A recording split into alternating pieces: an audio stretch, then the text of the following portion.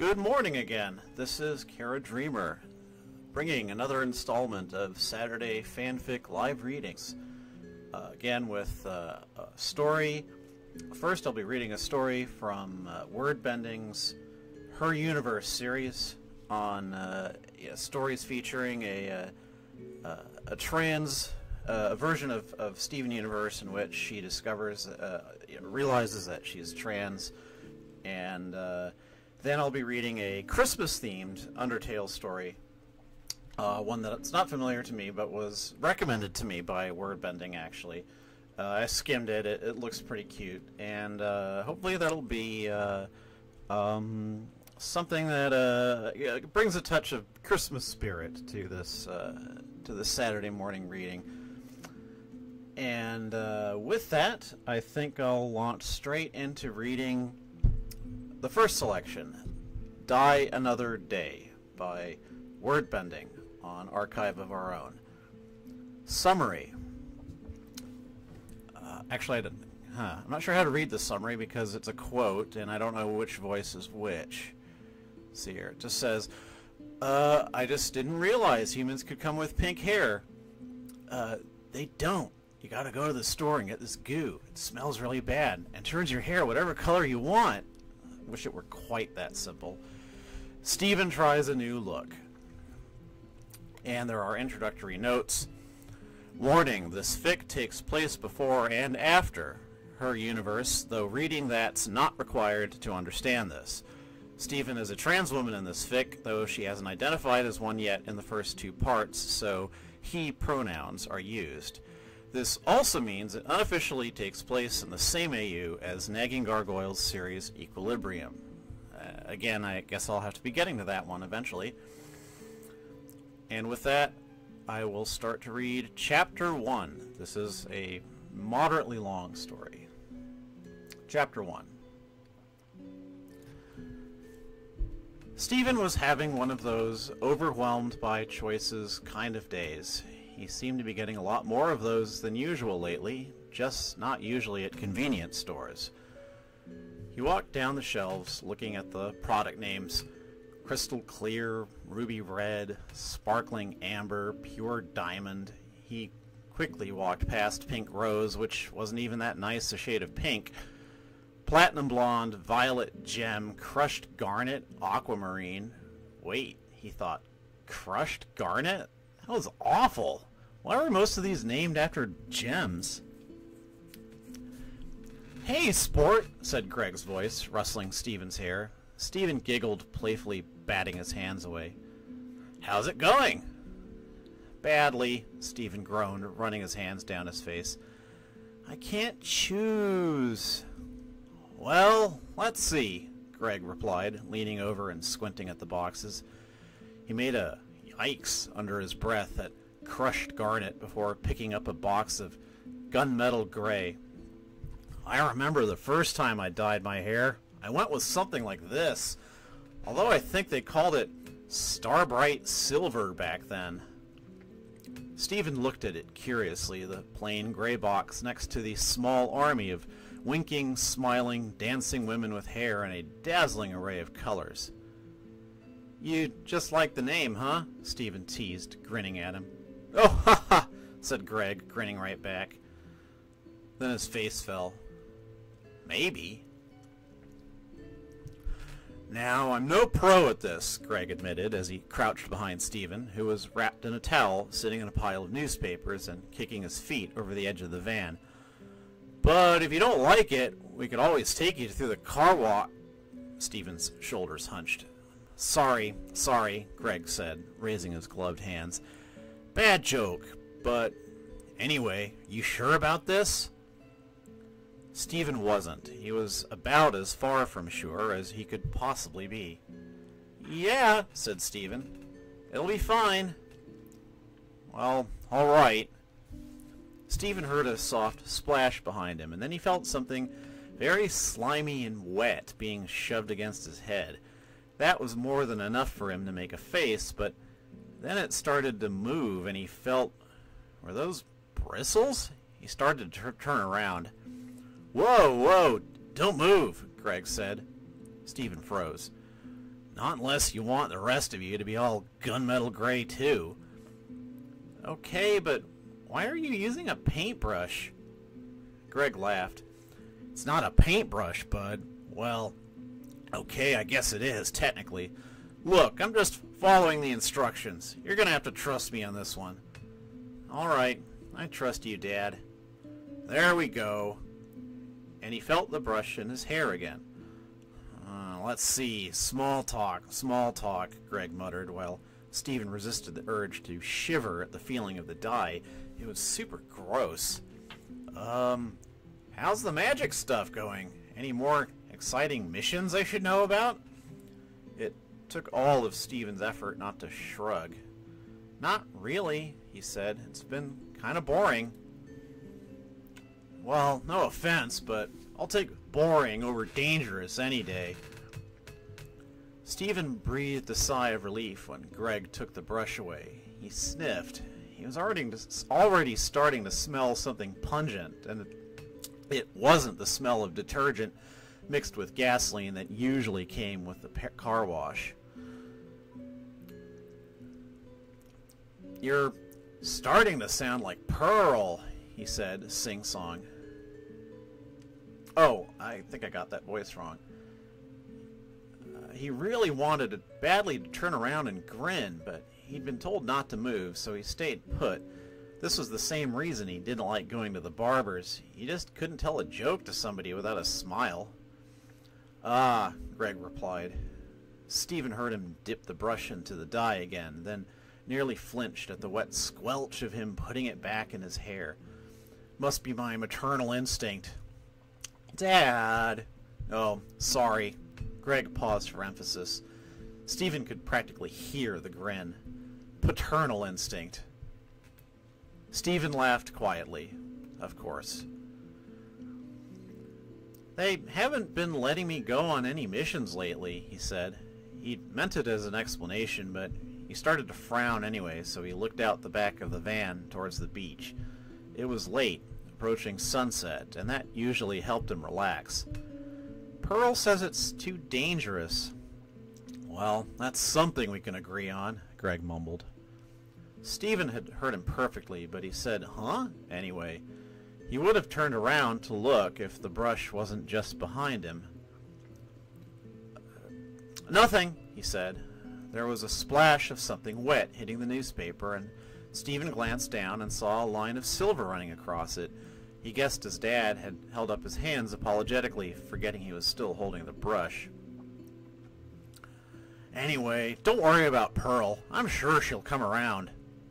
You really think so? Absolutely. She just wants you safe, that's all. Stephen didn't protest that he was a crystal gem too, even though part of him kind of wanted to. He just continued staring out at the sunset, the pinks and oranges spreading across the sky, and he didn't really feel much like arguing anymore. Even the feeling of the brush and the dye in his hair were starting to feel like something happening far away.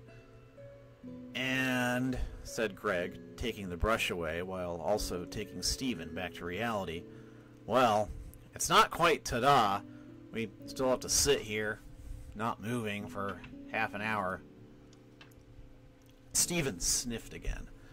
The hair dye felt like earthworms were crawling around in his hair, but the smell was somehow worse. It was like what he imagined oil must smell like, a bunch of weird chemicals he didn't know the name of. A half hour? He heard the rubber snap of Greg removing his gloves. Yep, that's pretty low, actually. Pretty sure I've done longer. With a hup, Greg hopped over to the side of the van, sitting on the edge next to him. He looked out towards the sunset. But, hey, at least it's a nice night for it, right? Stephen nodded. Yeah, it is.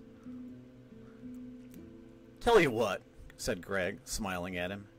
How about, while we wait, I tell you about the first time I dyed my hair? Stephen oohed, raising his fists in front of him excitably, an uncomfortable squelch coming from his hair when he lifted his shoulders. Is it about Mom? Ha ha! No, Greg laughed, staring back out at the sunset, resting his chin on his hands. I wasn't dyeing my hair much by then, but it was about a girl with crazy hair. I guess I was trying to impress her or something. Stephen scooted closer, staring up at his father.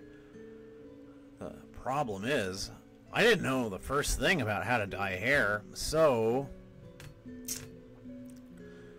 Stephen hummed as he stood up on his tiptoes in front of the bathroom mirror, staring at himself.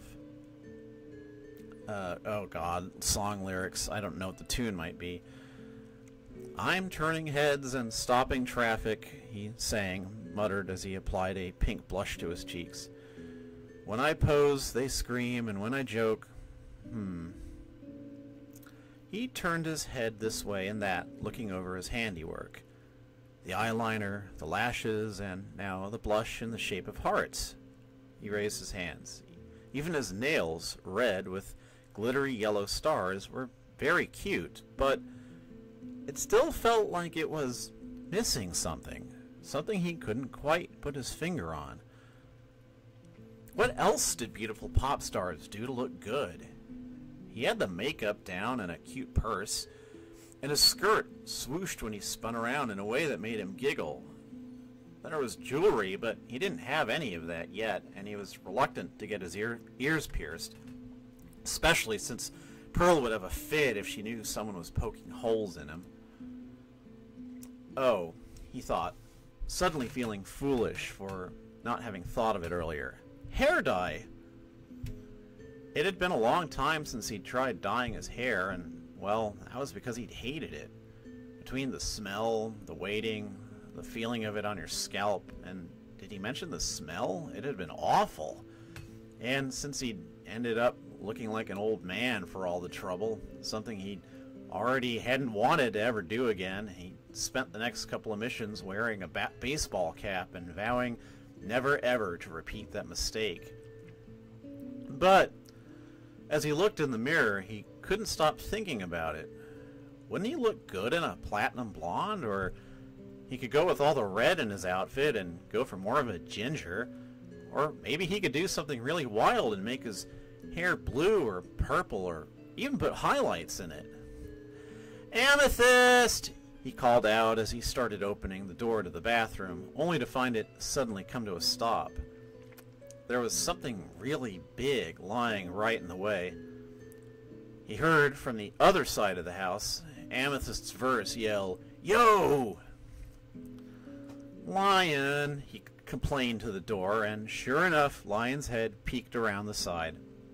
Lion stretched himself out, padding around the corner, letting Stephen open the door the rest of the way. He looked across the house at Amethyst, who was reclining on the couch in front of the window, picking at her teeth with a fingernail. She looked at Stephen and gave a quick wave, shooting him a smile. "Looking good." "Thanks," he called back. Lion started licking his face, smudging his makeup, and Stephen laughed, gently pushing him away. Stephen started to walk towards Amethyst, and Lion followed, walking around him and nudging his head against him. "Hey, do you know anything about hair dye?" Amethyst stopped picking at her teeth. She sat up, her eyes widening and a massive grin coming to her face. "Oh, shoot," she said. "You want to dye your hair?" "Is that a yes?" Stephen went to sit down on the couch next to her, holding his purse close. Lion sat down in front of them, laying on the floor, and Amethyst shrugged, rolling her shoulders. "Well, sorta," she explained. "Most of the time, I just do this." A bright light surrounded her hair. When it dissipated, her hair had become a very, very dark black, so dark it almost seemed more than a massive, wavy hole in space than hair. Stephen gasped, covering his hands with his mouth. "Pretty!" Amethyst's hair glowed again, returning to its normal violet color. She looked away, scratching the back of her head. "It's cool and all, but I prefer this color." A dark blush came to her cheeks. "Anyway, Vidalia taught me how to dye someone's hair the she made finger quotes. Real way. That's funner anyway. Well, until the part that takes forever. And it reeks, too, Stephen agreed. Ha! Yeah, it totally does, Amethyst grinned. Anyway, you know what color you want? Stephen shook his head. Nah, I can't choose. Well, you could just do what I did and just shapeshift it. You got a mirror in that thing? Stephen did. He opened his purse and took out his hand mirror, the one he always carried with him along his lip gloss. Stephen firmly believed that you never knew when a hand mirror and lip gloss could come in handy. He handed the mirror to Amethyst, quietly glad she'd asked him for one instead of just turning her head into one or something, and she held it open in front of him. He looked back at himself, his slightly smeared makeup from Lion and furrowed brows, then back over to Amethyst. This isn't going to turn my hair into some kind of monster, right? Who knows, YOLO or whatever, she replied, scratching her neck. Anyway, it's just like any other kind of shape-shifting. You know, shake it out. Stephen wasn't reassured at all, but he squeezed his eyes shut anyway. Blonde hair, blonde hair. He heard the shimmering noise that came with shape-shifting and opened his eyes again. A single thin stripe of hair, dead center above his forehead, had turned blonde. He grinned at himself. Success! Hey, good job, said Amethyst, giving him a thumbs up. So, that's what you want? Stephen made an sound, nodding. It looked nicer than he thought it would. He'd saved the weirder hair colors for later, if he ended up liking this. You gonna go pick it up? Amethyst continued. Stephen froze, glancing outside the window towards the beach, the path leading away from the temple to Beach City proper.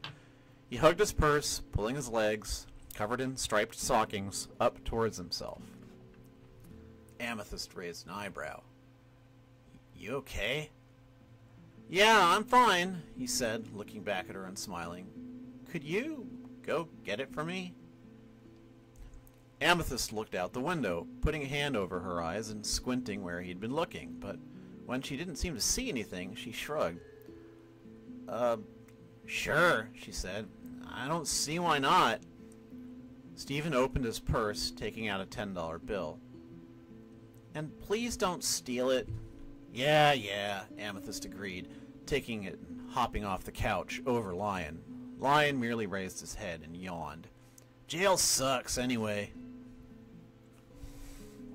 Stephen sat on a pile of newspapers in the bathroom, a towel wrapped around his neck. Stephen had insisted on the towel and the newspapers, not to mention taking the time to change into an old outfit, remembering what his dad had done. Amethyst, on the other hand, had started ripping the box to the hair dye open before she'd even walked in the door. Now, Amethyst was sitting on a stool behind him, sliding her fingers into his hair, rubbing his scalp.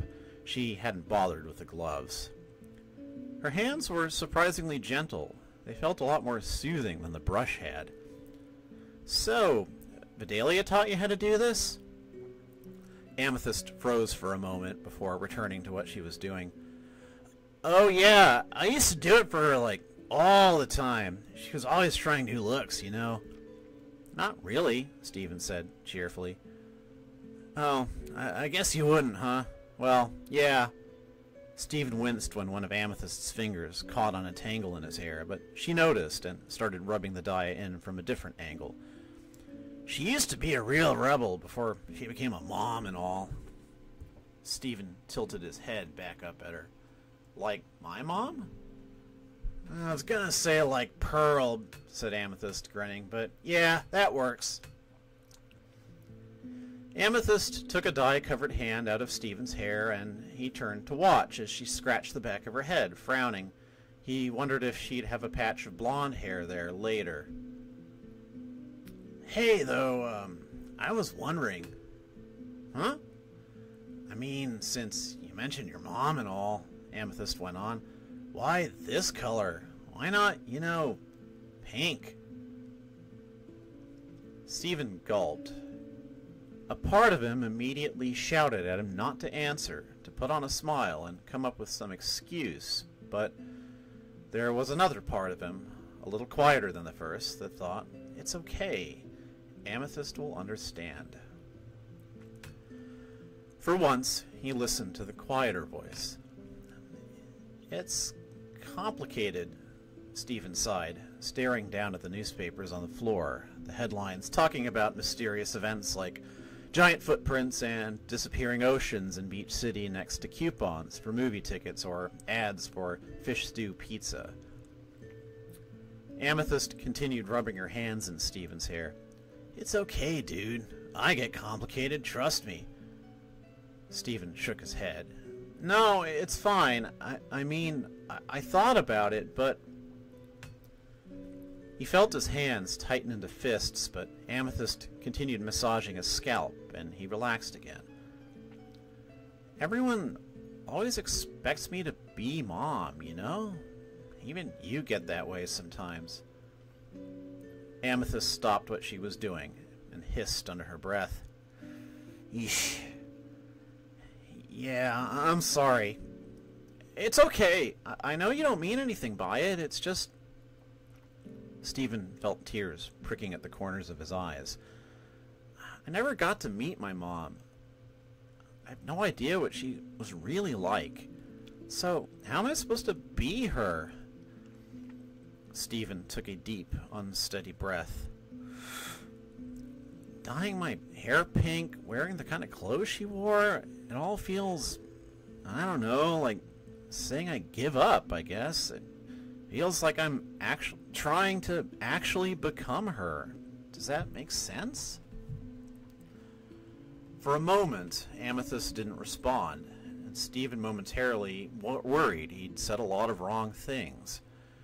But then he felt a pair of wet, dye-covered arms wrap around his chest, and a head covered in violet hair rest against his shoulder. Amethyst pulled him closer, hugging him tightly. "I got you," she said quietly. And now Stephen started to really cry, thick, messy tears. Amethyst squeezed him closer, so close he could hardly breathe. "But you know, you're not her. Whatever people might want you to be, or you think people want you to be, it's all bull, okay? So you..." Stephen sniffled. "You don't wish I was my mom?"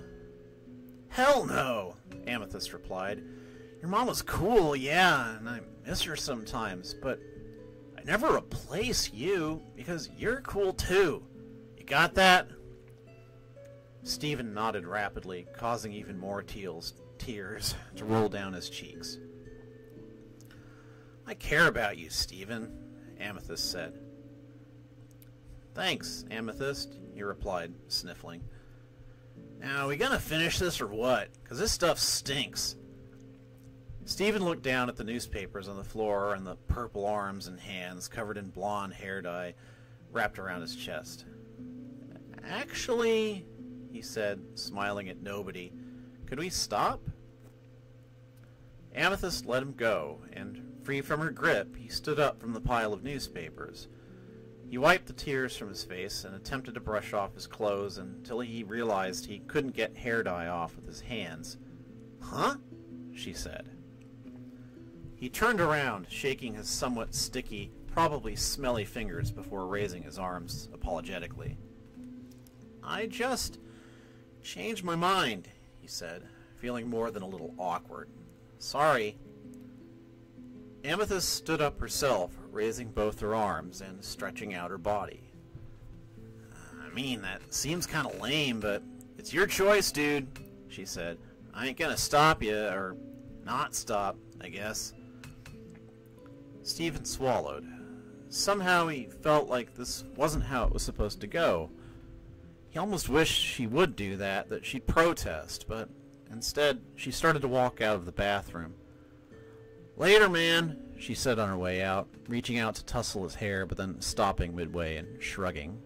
And then she was gone. She left the door open. Stephen closed it behind her and, with a sigh, went to start the shower. And once the hair dye and the heart-shaped blush and the eyeliner and everything else had gone swirling down the drain, he walked out of the shower, climbed up to his bedroom, and changed into one of his several dozen pairs of Red Star print shirts and blue pants. When he looked down at the rest of the house below, he saw that Amethyst had gone. She was nowhere to be seen. Lion, on the other hand, hadn't moved from his spot in front of the window, except to lift his head and stare at Stephen as he passed. Stephen found himself drawn to him, so he trudged down the stairs and slouched toward the couch in front of the window. Lion lifted his head as Stephen approached, so Stephen lazily reached out a hand and ruffled his pink mane. It was enough. Lion started purring, a deep, heavy sound that reverberated through the floorboards. Connie had told him once that lions didn't normally purr. Lion was weird that way. Stephen didn't really sit down on the couch as much as he let himself fall backwards onto it with a whump. Lion replied by climbing up onto the couch next to him, sitting his head inches from Stephen's face. He smelled a lot like fish, and his continued purring was making the entire couch rumble, but Stephen couldn't be bothered to get up and go somewhere else. Once it was apparent to Lion that he wasn't going to get petted again, and after several attempts to fruitlessly headbutt Stephen's hand, Lion walked around in circles on the couch cushion until he was comfortable, then laid down with a yawn. Neither of them moved from that spot for the rest of the night. When Stephen,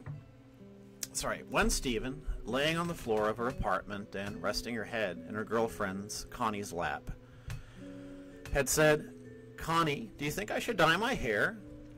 She hadn't expected such a reaction, but Connie had gasped like Stephen had told her she bought tickets to the Spirit Morph saga on ice, practically thrown Stephen off of herself, and rushed over to her dependable old laptop to look up how to dye hair properly.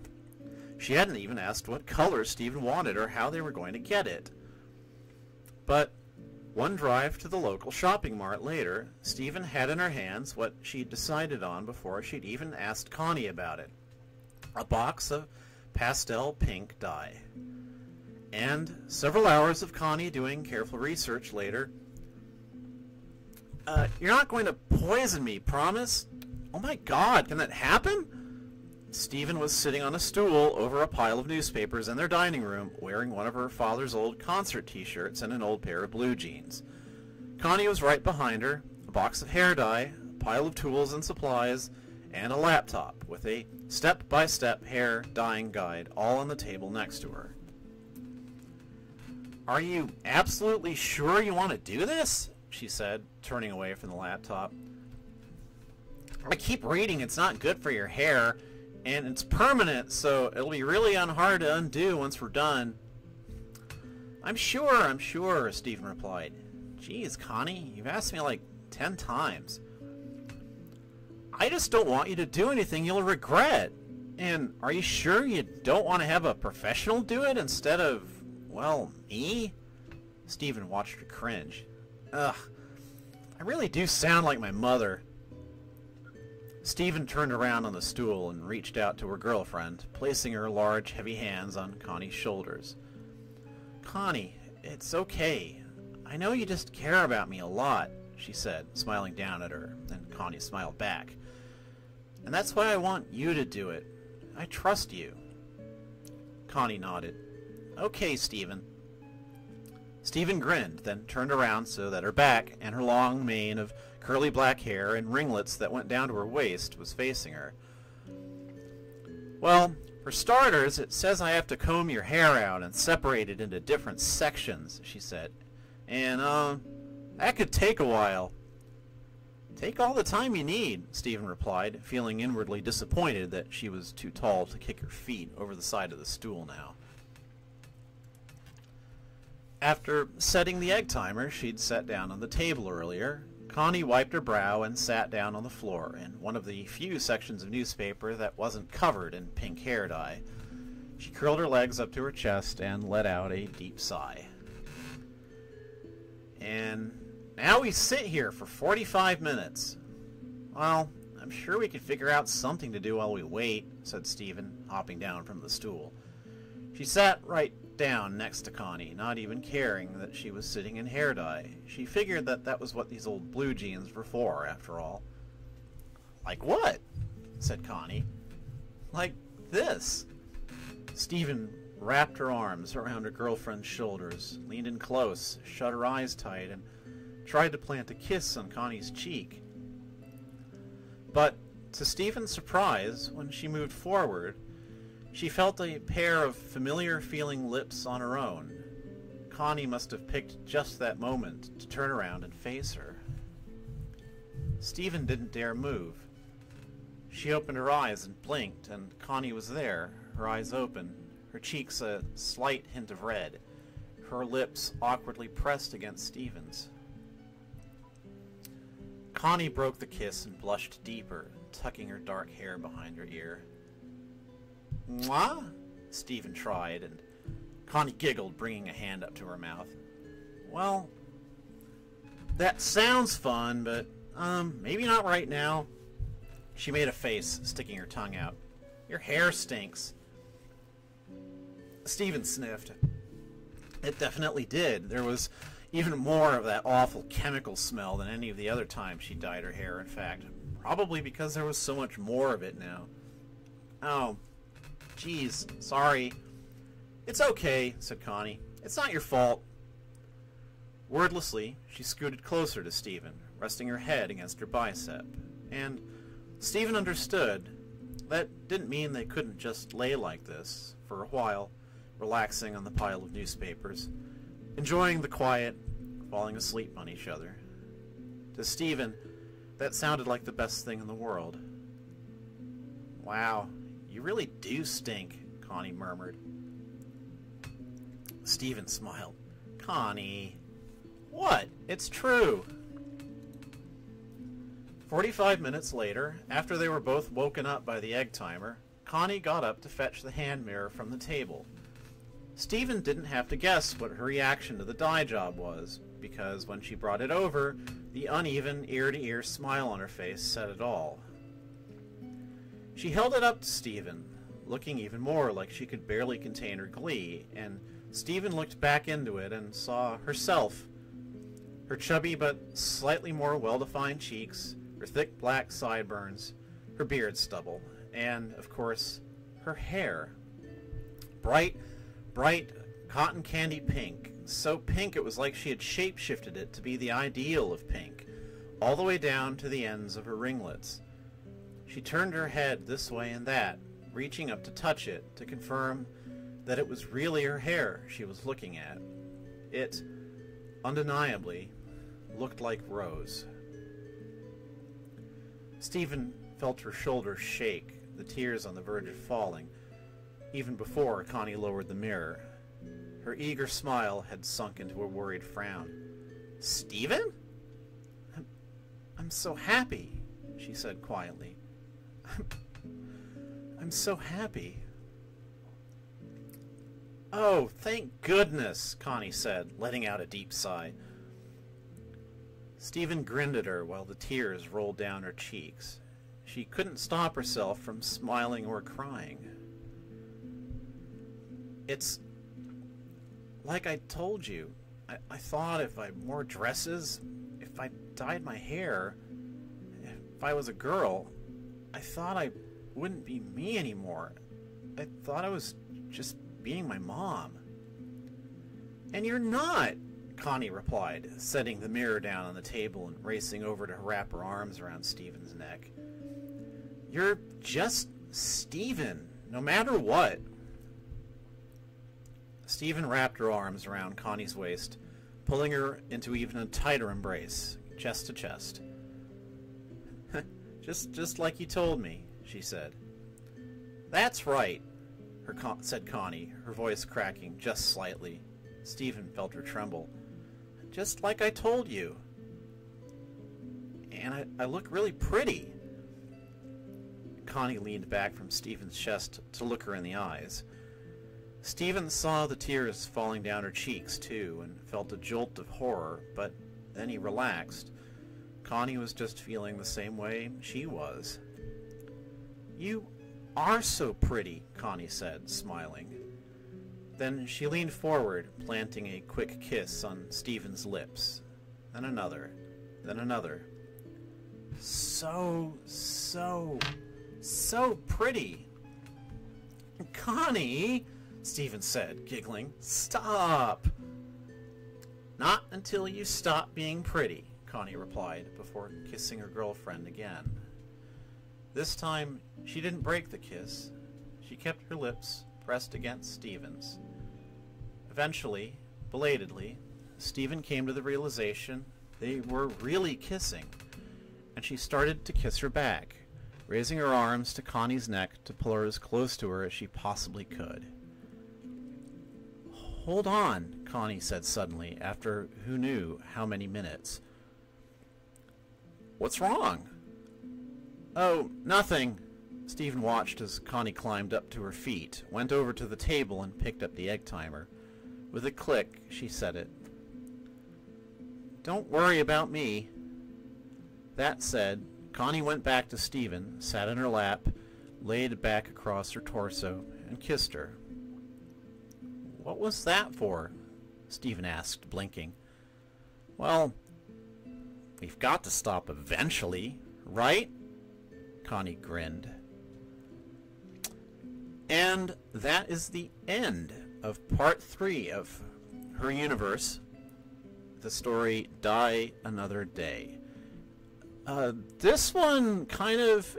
I've been thinking about dyeing my own hair, and it's... I've spent more than 40 years of my life just kind of looking the same, and you know, I got dark brown hair. I usually have it cut short, not really because I want it to be short, it's just more convenient that way, especially with the job that I have now. And unfortunately, because of that job, I am probably not going to be able to grow my hair out long like Stephen has here, as much as I think I would like it, and I know that both of my my partners, Daria and Kaylin, would like it too.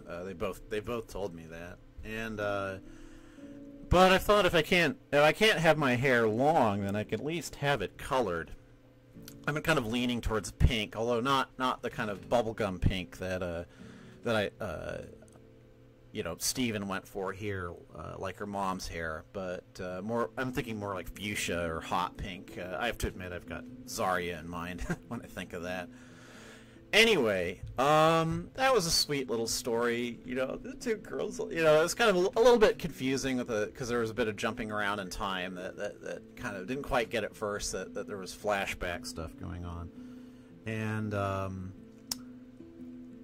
it's, you know, it's all just ends with Connie and Stephen making out.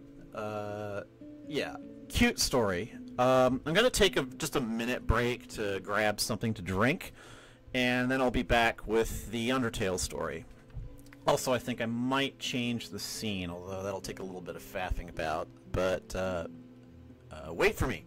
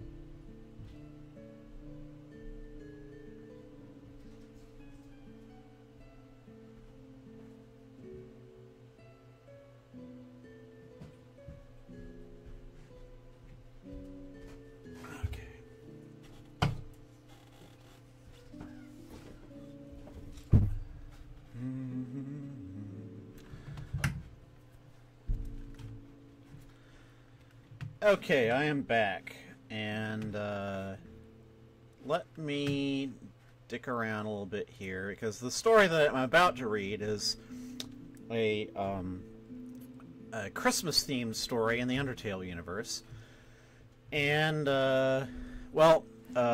this is nice music for reading stories. Very appropriate. Toriel in her easy chair, reading her Snail Fact book. Not having a seat available for Frisk for some reason, but never mind that.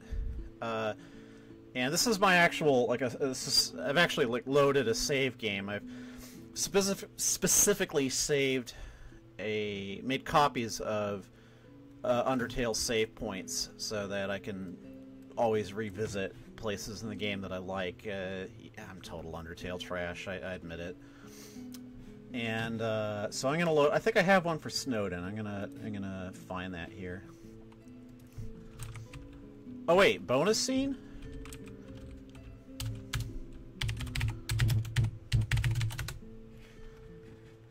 What am I missing here?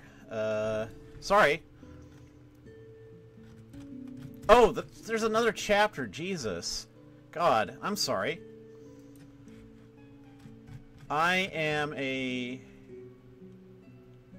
have no attention span. God, I really kind of screwed that up. Sorry about that. There's an extra scene to Die Another Day. And before I change over to Undertale, my apologies, Wordbender. I will read the bonus scene. And it's simply called Bonus. Summary. Connie tries a new look too. Notes. An extra scene after the end. Forgot to write it into the fic initially, just like I forgot to read it into the fic initially, but after going back and writing it, it felt better as its own thing. We got some left over, right? Said Stephen, laying on her back in the pile of newspapers and petting her girlfriend's hair. Yeah, Connie said from on top of Stephen's stomach, yawning. I mean, I think so. Why? You should try it.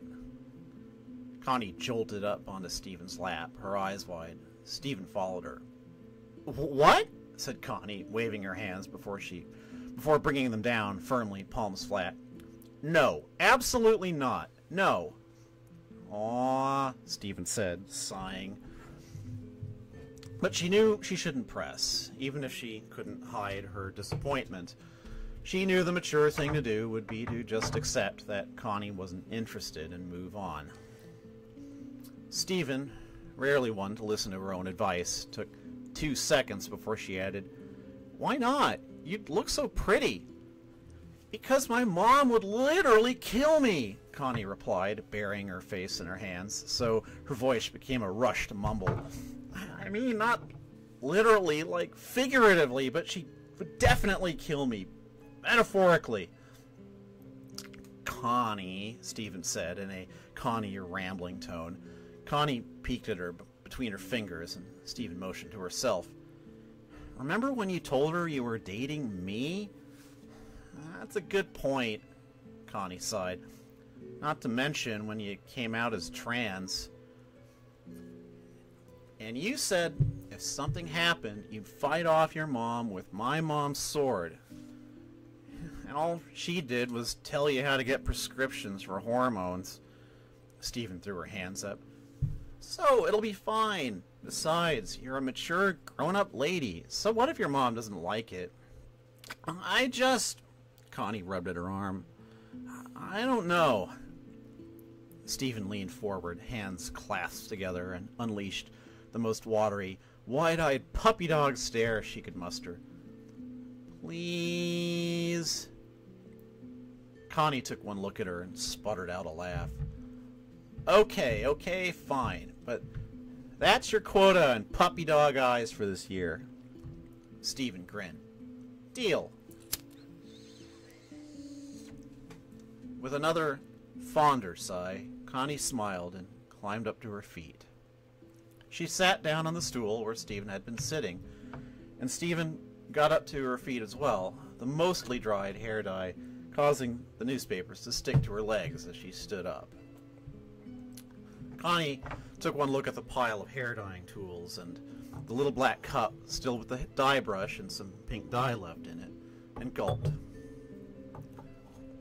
"Don't worry, Stephen. You can do this," Connie said, smiling at her over her shoulder.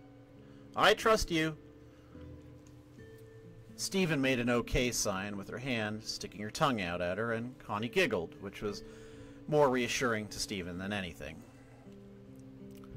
And an hour later, after the testing and the combing and the lightening and the application and the waiting, it was Stephen's turn to take the hand mirror and show her girlfriend the results of her handiwork. Stephen never managed to pick the mirror up off the table. Instead, she took one look at Connie's soft, shy smile and her very, very pink hair, blushed a shade of deep red enough to set off her own hair, and buried her face in her hands. Stephen?" Connie tried. But it would take Stephen 5 minutes before she was able to speak coherently enough again to call her beautiful. End note, thanks to my friend Ivy for helping me with this fic. Alright, well, that is the end of Die Another Day. Sorry about missing that there was another chapter. The first chapter ended with a feeling of finality, and it seemed like the end of the story, even though there was a next chapter thing that I should have seen. Alright, hello newcomers, and so I'm going to set up the different background here. It shouldn't take a minute, and in the meantime I'll talk a little bit about kind of my I want to say a few general words about how I'm really a lot less familiar with the world of fanfic than I like. I have to admit, up until Undertale, really, fanfic was just not something that I read or even really knew much about. I got into it a tiny bit with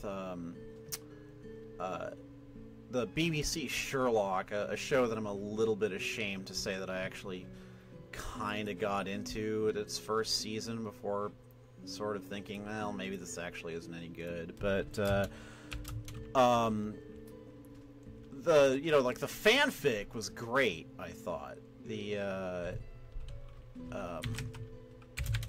was a lot of really good Sherlock John fanfic, and but I didn't, it was just something that I read a batch of it, and then that was kind of it. Like I didn't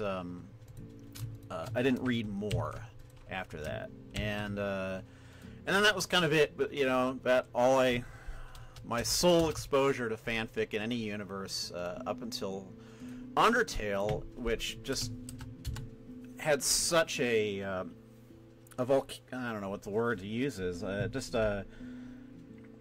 such a massive influence on me, like nothing else had ever done before. That night, the night that I finished the game, I was just like, I gotta find stories. I gotta find out more about these people I loved so much, but I fell out of the habit again after a while, for a variety of reasons. And so one reason that I've been wanting to start doing this regular stream is because it is a way for me to get back into reading fanfic. And but because of my unfamiliarity, I'm really hoping to pick up recommendations and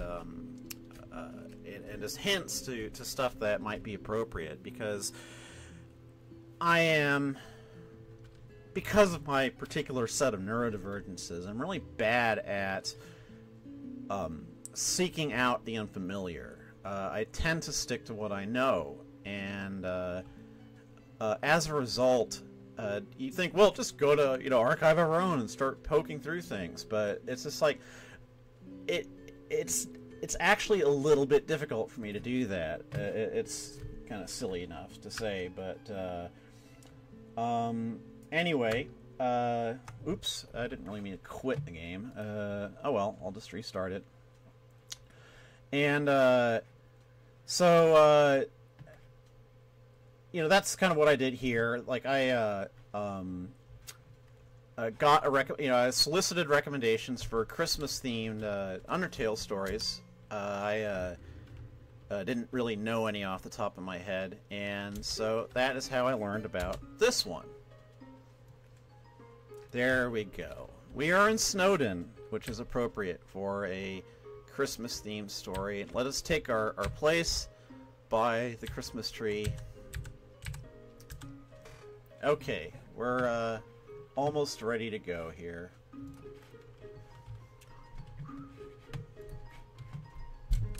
Let me type a quick message here.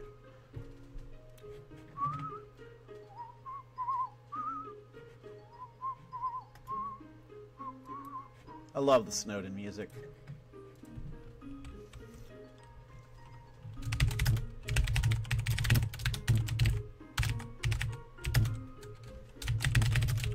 First story.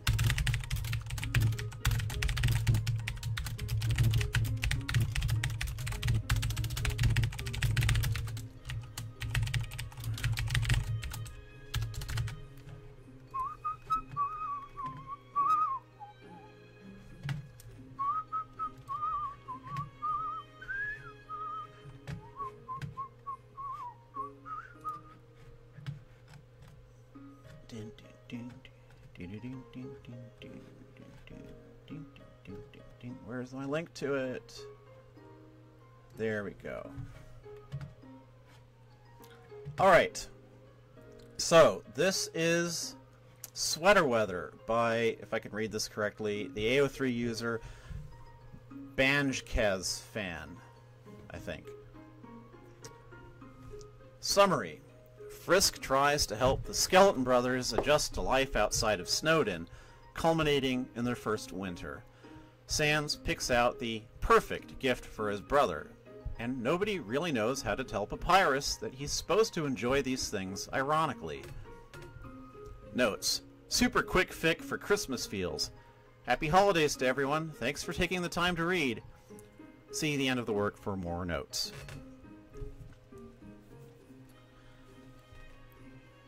Familiarity is a funny thing.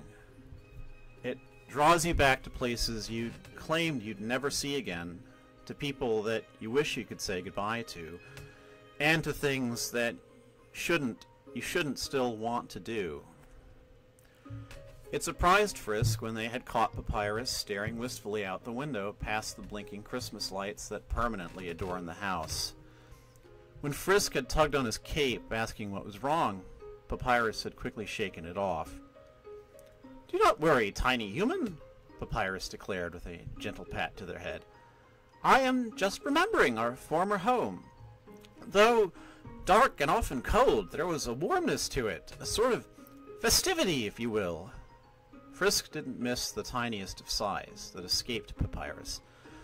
"But it is nothing to dwell on. Above ground there is so much more to see and explore." As the calendar rolled into December, Frisk began to wonder what could be done to help. When Frisk opened their eyes, they could tell. Call it an instinct, call it a lucky guess, but they knew. There was snow. And by the looks of it, there was a ton of it, too. "Skeleton," Sans' voice unhelpfully offered in their head. The pure, untouched white landscape caught their eye, and they were utterly fascinated by the glimmer of the fresh snow against the gray winter sky.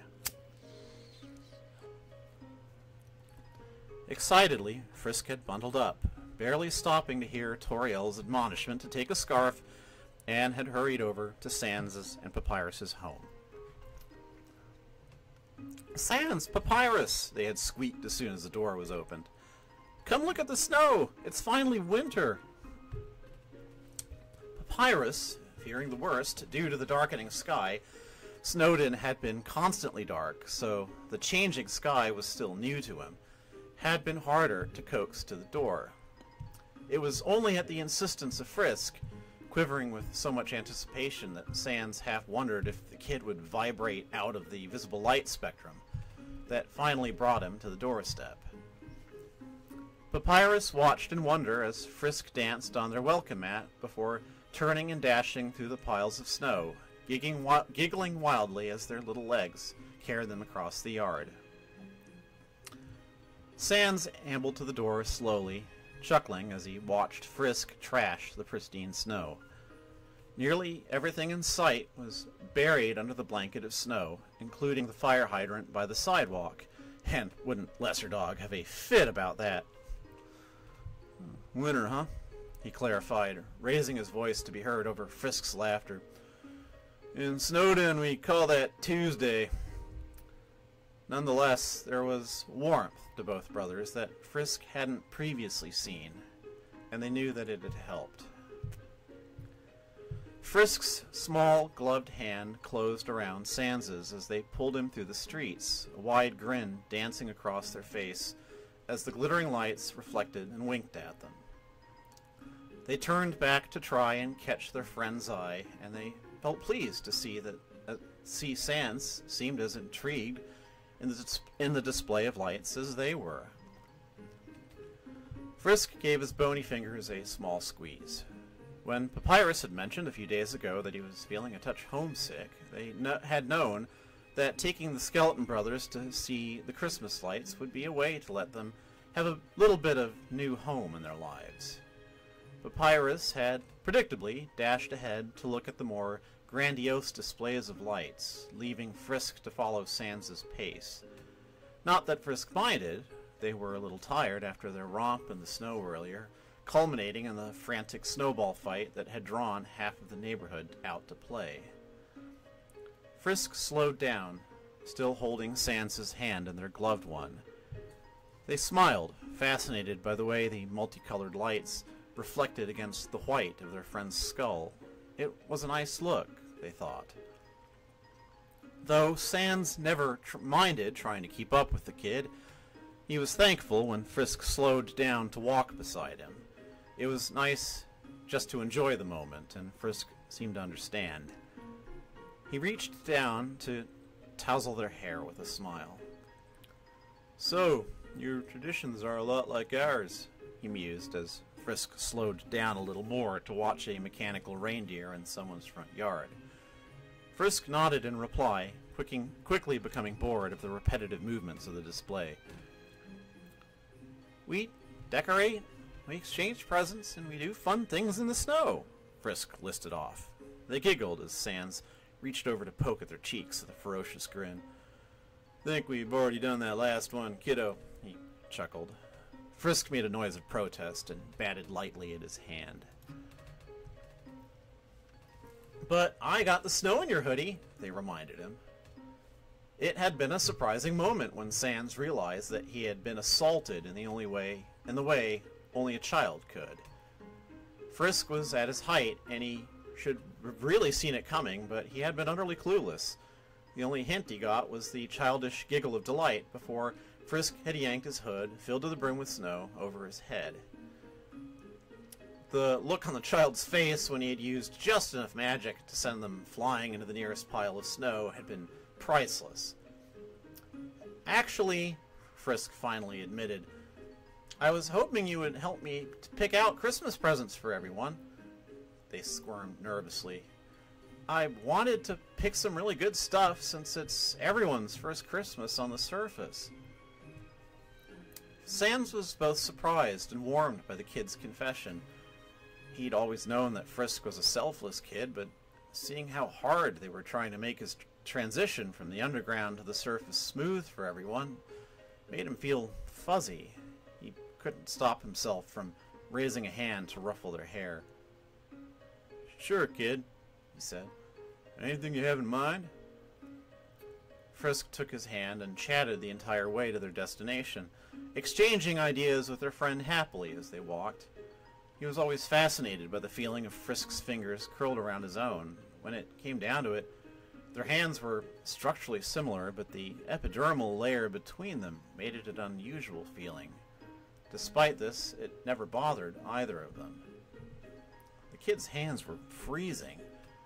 Frisk had enough sense to wear gloves when it was cold, but when holding the hands of their friends, they preferred to go without the extra layer between them. He was curious as to why, but Frisk had never really given him a solid answer. The way that Frisk often curled closer to him and Papyrus as they dozed off while crashing on their couch led him to believe the kid just wanted some physical affection. He was momentarily distracted when Frisk pulled him into a nearby clothing store. Most of the monsters aren't used to the changing seasons yet, Frisk noted. I thought maybe we could get them some winter clothes. Not a bad idea, Sans mused. His eyes were already darting around to the variety of colors and fabrics, wondering how it was possible for so much variety to be available in one place. None of the shops below ground had ever been so large, so he was startled when Frisk admitted that this was one of the smaller human shops. This was really too overwhelming for him. Frisk gently squeezed Sans' hand. They felt bad having asked him to come out and help, but Frisk really was hoping for his input. They were about to offer that it didn't matter, and that they'd come back another time and do it, but something else on a nearby table caught Sans' eye. Frisk could barely contain their giggle when they followed Sans' gaze. Kid, what are those? A laugh bubbled out of the child. Ugly Christmas sweaters, they replied easily. It's sort of a human tradition to have parties and see who is the ugliest one. Sans was baffled by this. Not that such a notion could exist, but because it sounded like something he would do. In fact, he was a little perturbed that he hadn't thought of such a thing sooner. Then he got an idea. A wonderful idea. An awful idea. Sans the skeleton got a wonderful, awful idea.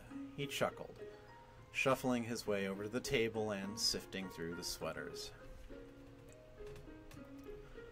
On Christmas morning, a warm atmosphere filled the house. Gifts were exchanged, smiles were had, and one too many glasses of eggnog were drunk by Undine. Alphys, flushing a furious red, had tried to coax her girlfriend to stop drinking so much eggnog, please, Undine. It's really not that great for you, to no avail.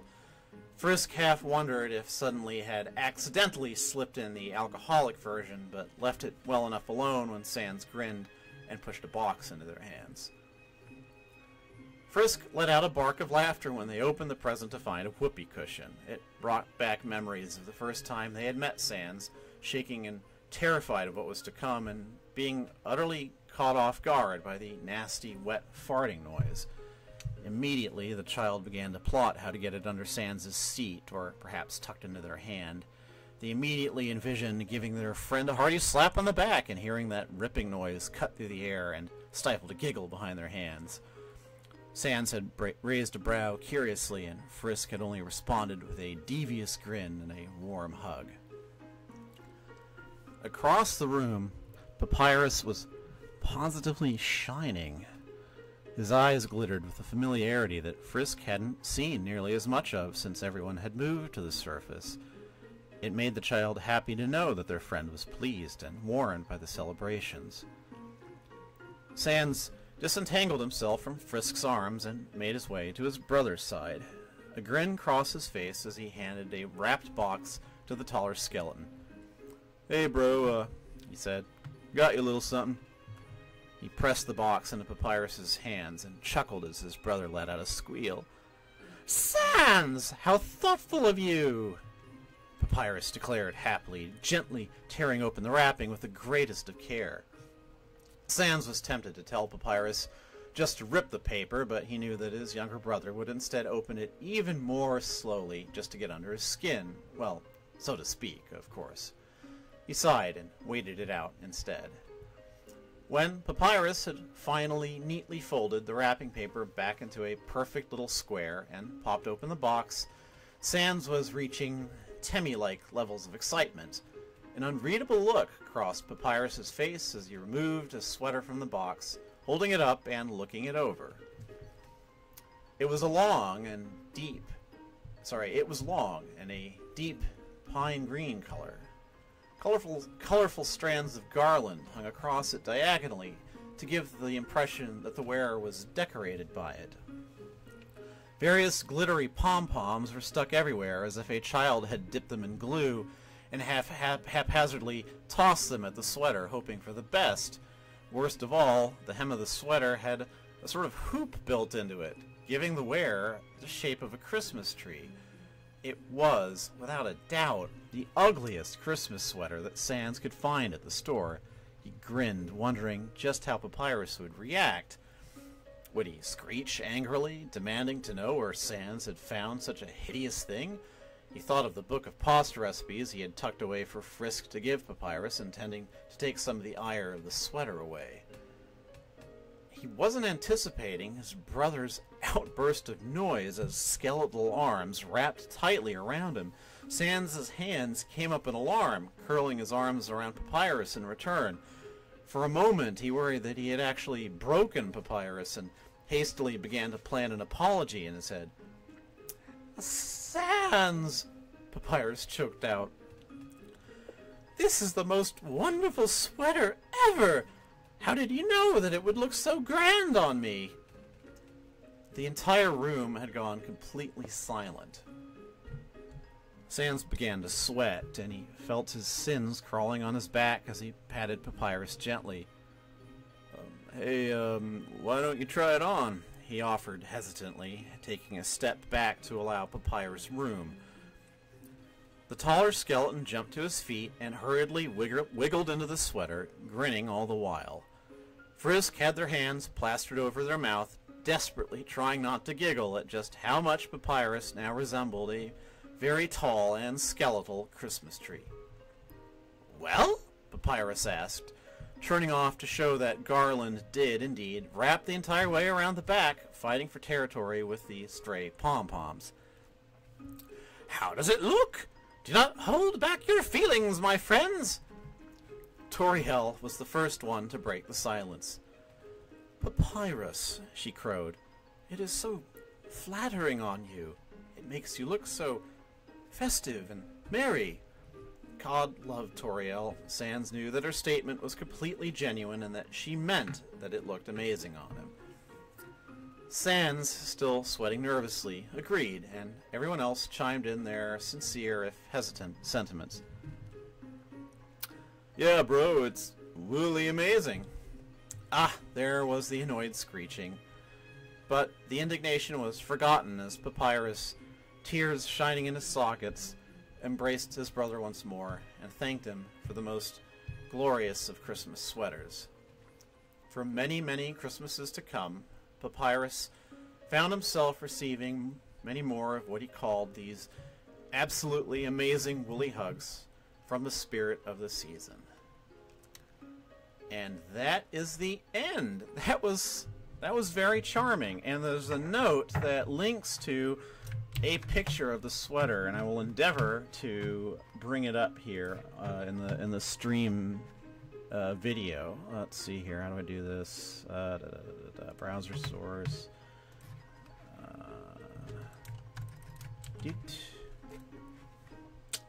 Oh, it's a real sweater.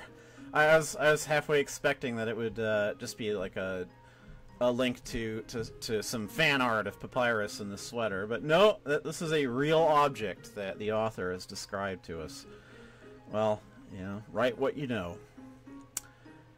And with that, that ends this Saturday's broadcast of fanfic from the Steven Universe and Undertale universes.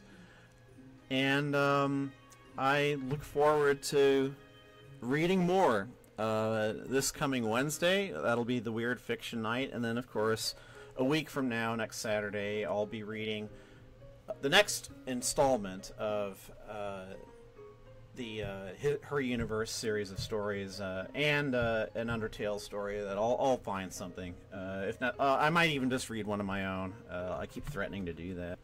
So, well, it's been fun, and I hope you all enjoyed it. This is Kara Dreamer, signing off.